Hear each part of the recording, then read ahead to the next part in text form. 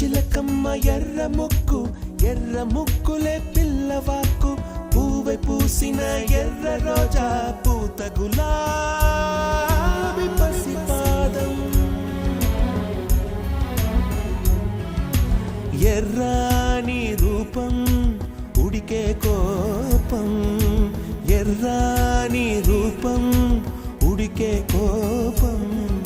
సంధ్యావర్ణ మంత్రాలు వింటే ఎర్రని పంట పాదమంటే కాంచనాల జిలుగు పచ్చ కొండ బంతి గోరంత